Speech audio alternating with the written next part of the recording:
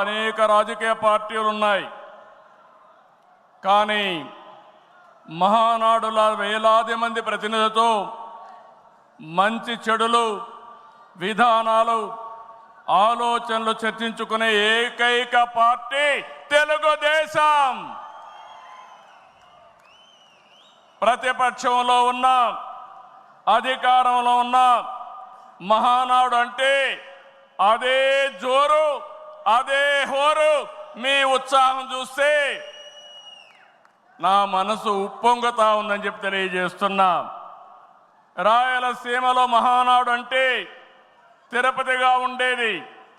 ఇప్పుడు తొలిసారి దేవుని కడపలో, అది కూడా కూటమి ప్రభుత్వం ఏర్పాటైన తర్వాత తొలి మహానాడు కడపలో ఏర్పాటు చేసుకుంటున్నాం.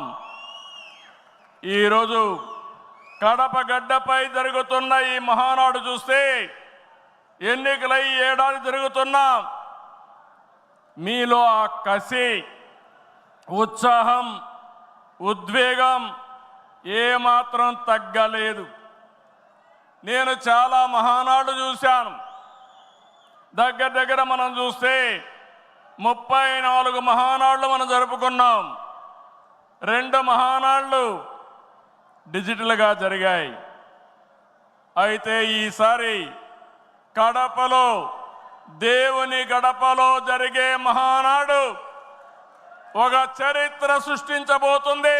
సువర్ణాక్షరాలతో ఆంధ్రదేశ రాష్ట్ర ఆర్థిక పరిస్థితి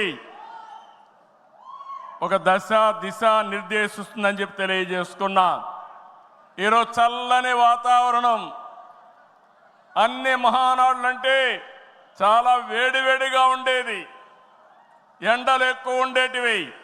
ఒక ప్రశాంతమైన వాతావరణంలో, ఆహ్లాదకరమైన వాతావరణంలో ఈరోజు కడపలో మహానాడు జరుగుతూ ఉంది.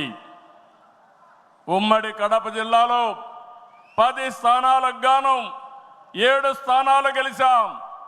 మన సత్తా చాటాం. ఈసారి